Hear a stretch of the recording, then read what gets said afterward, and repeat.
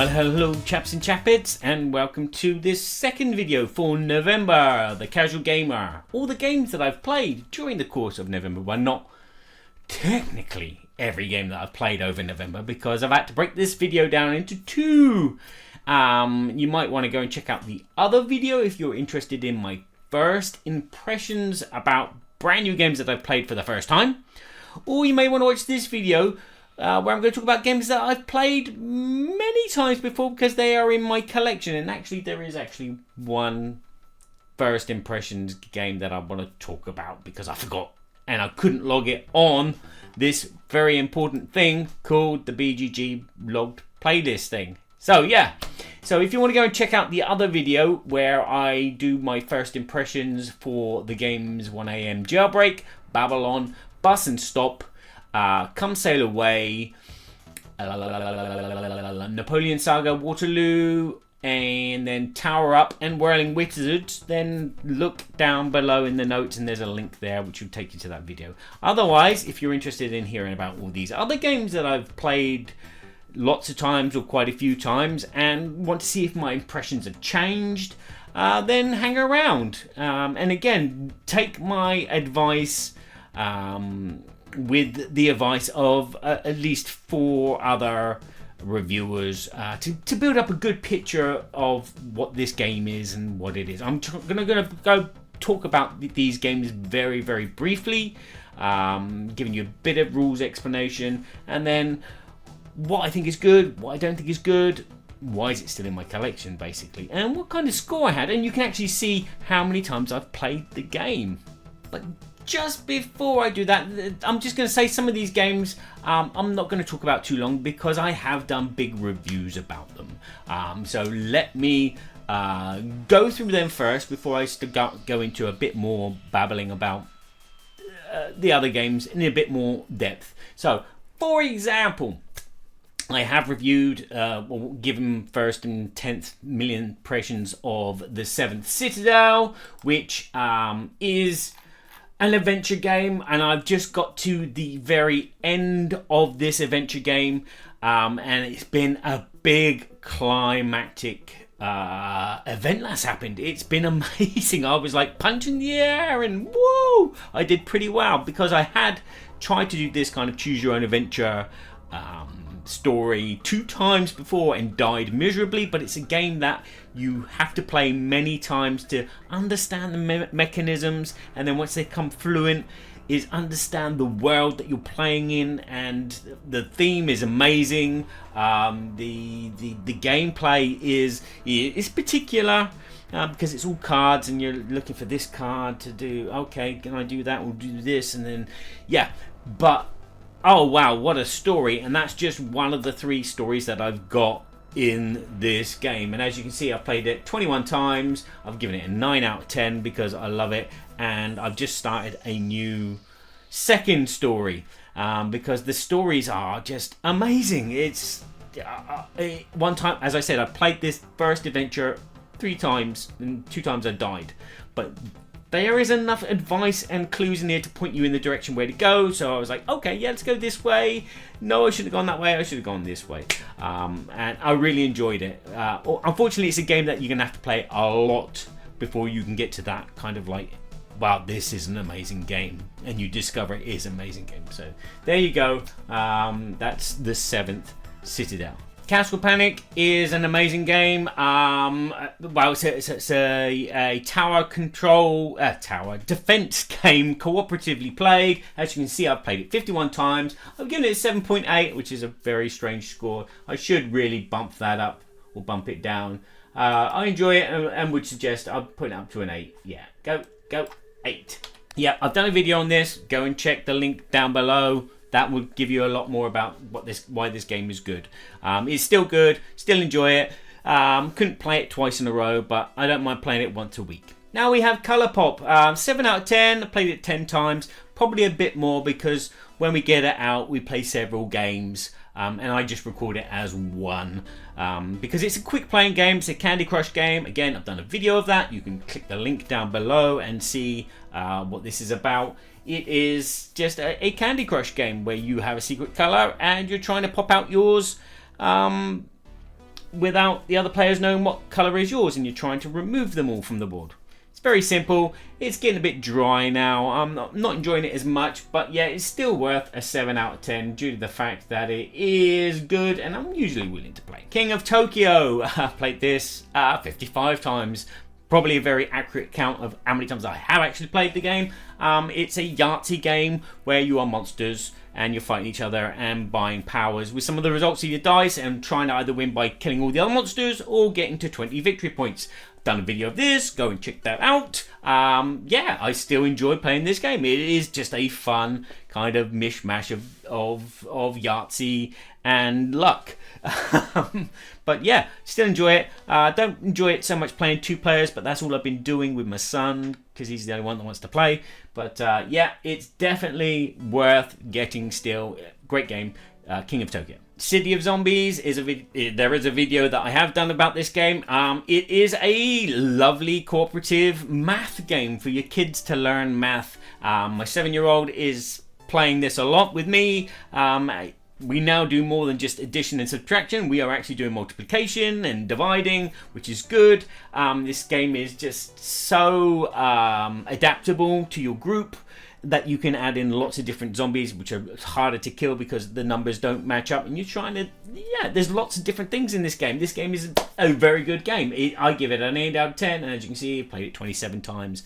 It is enjoyable. I'm going to keep this one forever and ever and ever. Talking about games that I'm going to keep forever, Codenames is one of them as well. It is an amazing word game where you are trying to get in the minds of other players and try to get them to find the words that you have on your sheet that they need to guess.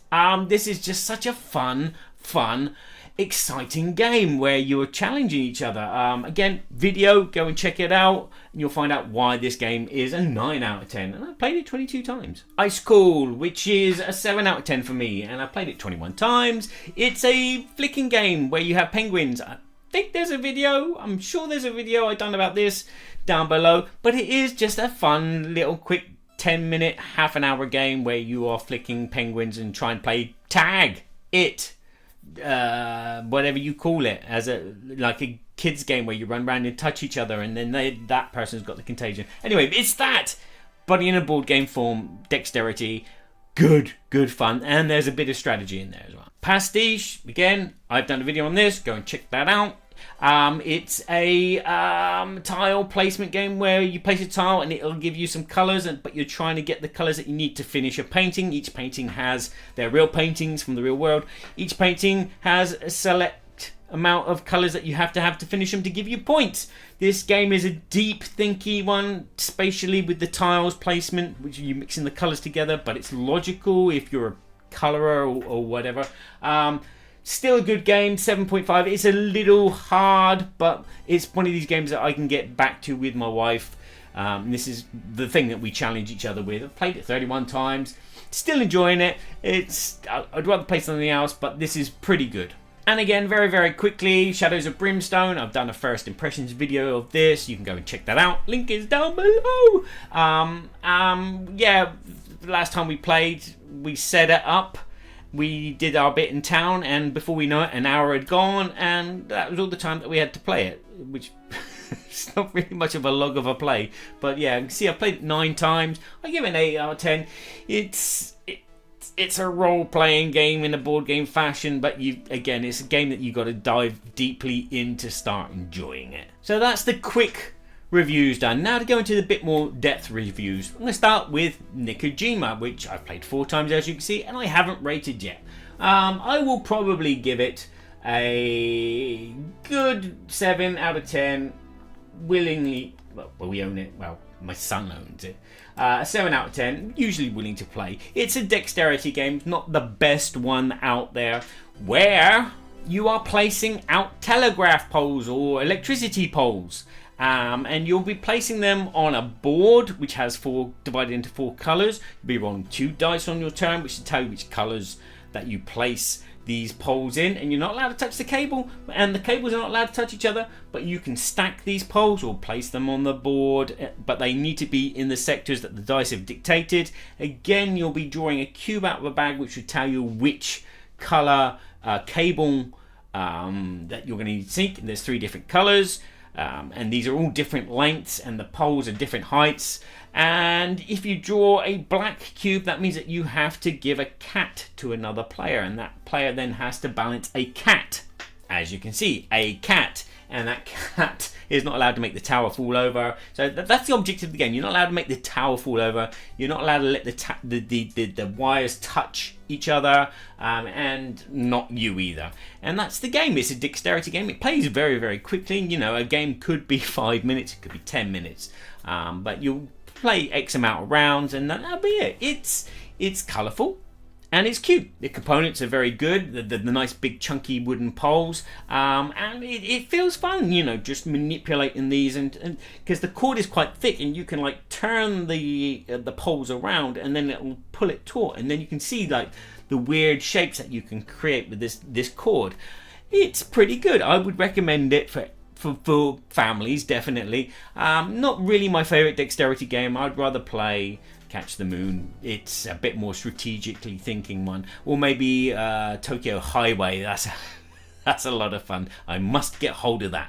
Now, HeroQuest is a game that I've played since I've had it since I was 16, 17 years old. It's not as amazing game as people make it out to be. It is more of the memory of your childhood growing up, and as you can see, I've got 18 logged plays since I've been on Board Game Geek, and since I've been replaying it with my 7-year-old. My 7-year-old has got to grips with it pretty easily. Although he doesn't read the cards, he now knows the cards by heart because I've explained what they are, and so he looks at the image and he goes, "All right, yeah, I'm going to play the genie now because I want to kill that big monster." It's an enjoyable dungeon crawl, very, very light. The battles are not that great because the dice mechanism is a bit one-sided. I'm playing the bad guy, he's playing all the heroes. You can't just like say, well, I'm going to play one hero. You need other players to play a hero each, otherwise the game is unbalanced. But it's a 7 out of 10 for me. I'm usually willing to play it, but yeah, with my son, and I'm waiting until he grows up a bit more, and then we can really get into Shadows of Brimstone, and then go into Imperial Assault and Descent, and then have cards, and because I haven't really played those games yet. I have the original version of HeroQuest with all the expansions that came out in the UK, so I don't have everything. Not the American expansions, that's for sure, and I don't have any of the new stuff. But it's still pretty good. The characters are too big for the spaces, which is annoying, and the doors fall over. And again, it's an adaptable game. You can adapt it, which is what we've done. We've kind of like gone, okay, we can only search for treasure in rooms which have furniture in them. Because otherwise it makes it more thematic in a way, because then otherwise you're just constantly, especially a 7-year-old, if they know that they can just keep searching for treasure, they're going to search for treasure, and then the wandering monsters are going to come, and then they're going to lose. But this is a fun game. He's breezing through it. He's lost about 2 characters over the course of many campaigns.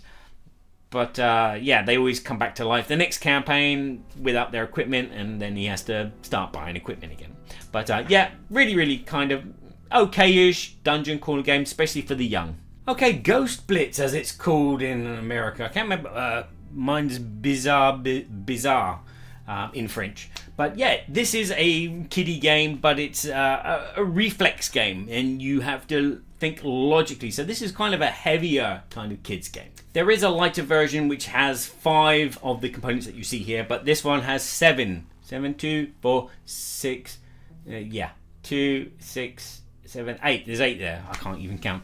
Okay, and as you see, there's different colours and there's different shapes. And then what you're going to be doing is you'll have a deck of cards and you'll reveal a card. And when you reveal the card, you'll look at that card in detail, and you'll either see the actual object, the same colour, in that picture, and if so, you grab that object. But otherwise, you have to do like a reverse deduction to grab the object which is not represented in any shape or form in that card. And that may be because there's no colour representative on that card for that shape, and there's none of that shape's not in the card. So that's a good indication of what it isn't, if you understand what I mean. So it's a really thinky fast reflex game where you are revealing a card and then being the first to grab the object which corresponds to that card, either completely or not at all. This is a game I've been getting back into and starting to record logins. As you can see, I've played 7 times and only like once last week as well, in December. So expect to hear this in December's vlog video about games that I've played. It's enjoyable. I like it. It's something you can whack on the table and within 15 minutes you've had a good time, or not had a good time, or whacked your knuckles against another player's knuckles. But yeah, I definitely would say it was an 8. 8.1 is pushing it. This video was made possible with the help of Game Toppers. Upgrade your gaming experience with a Game Topper.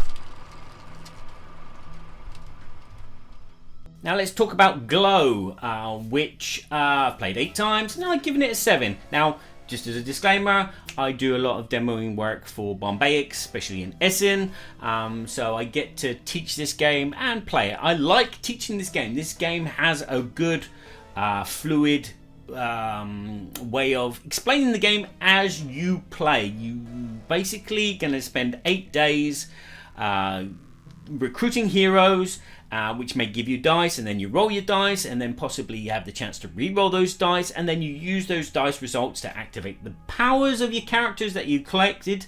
And as each day goes on, you can have more and more of these, and then you're also going to use those powers to those dice to move around the board.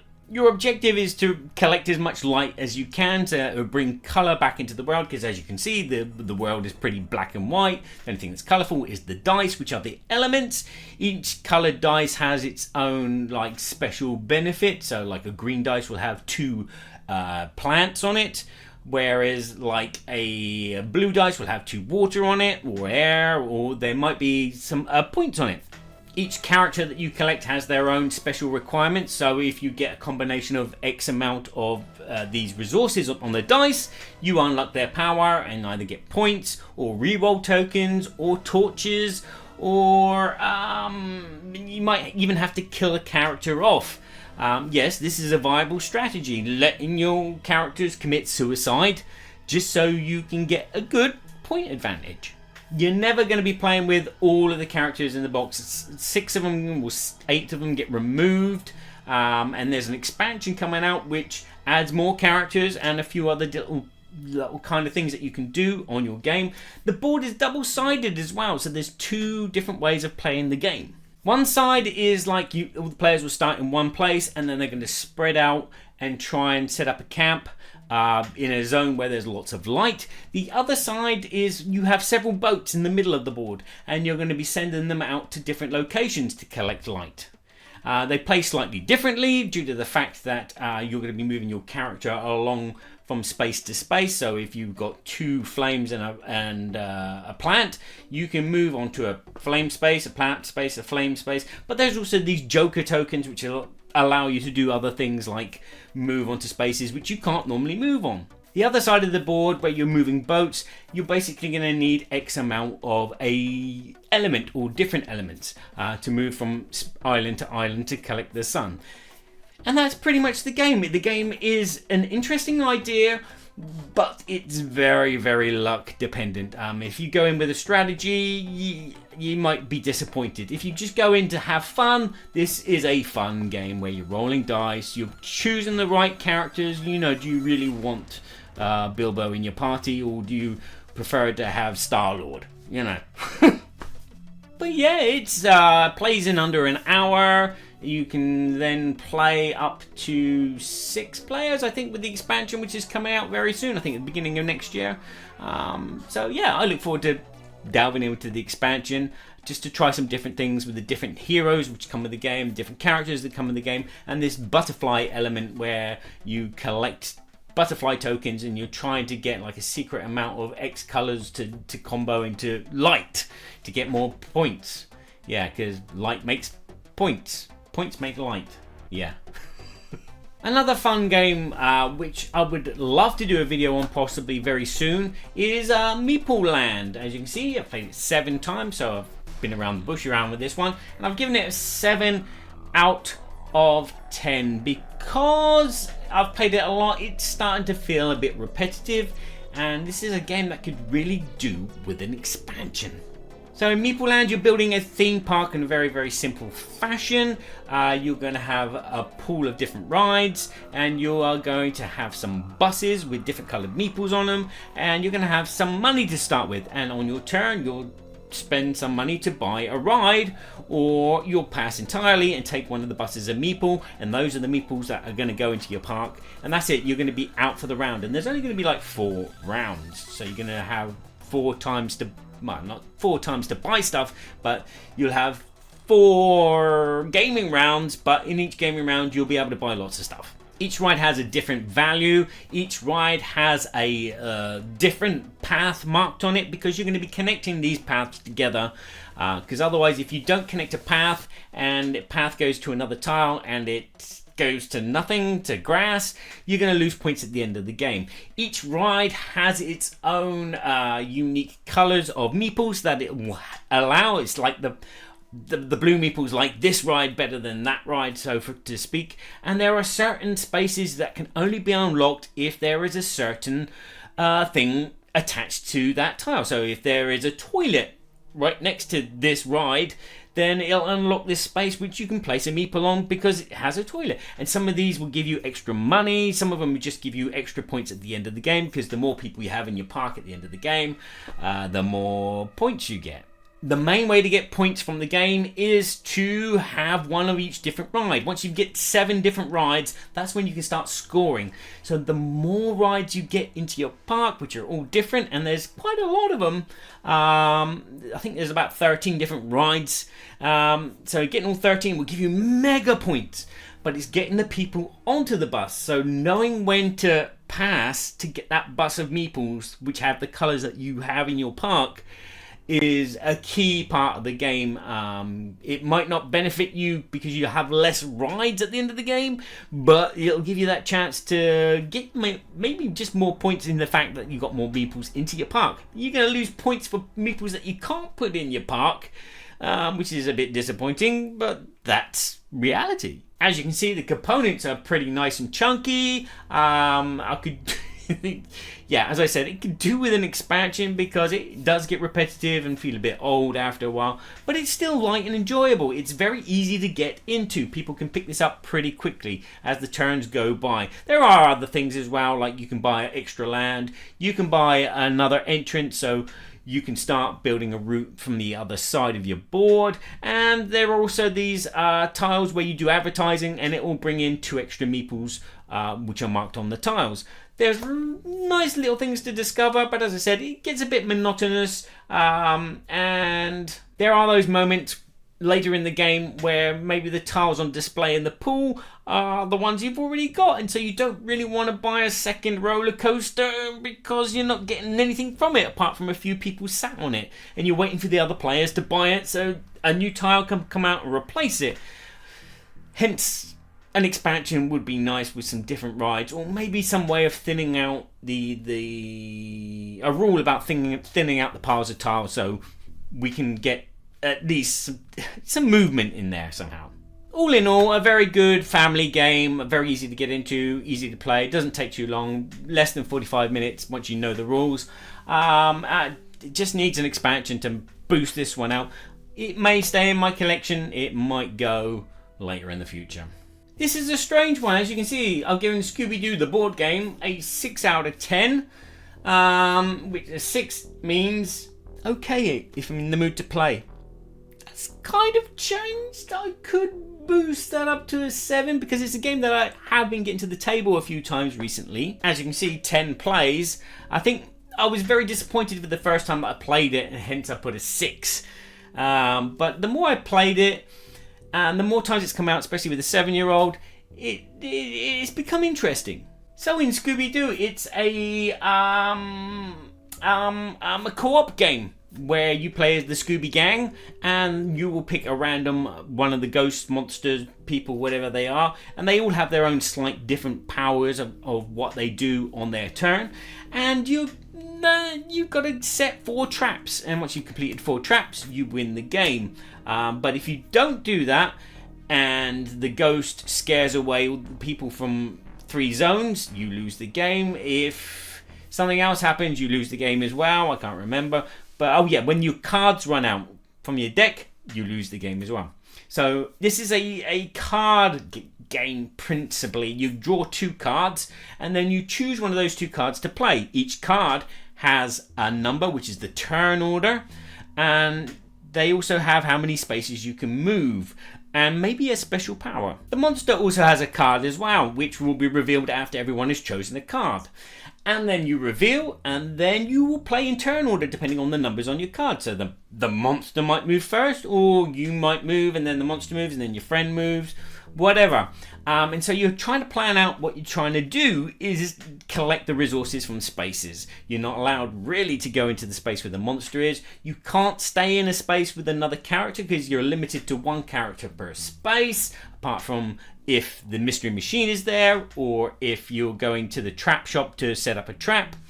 And that's primarily it. It's a kind of area management, cooperatively planning out and you know, trying to keep people on the board.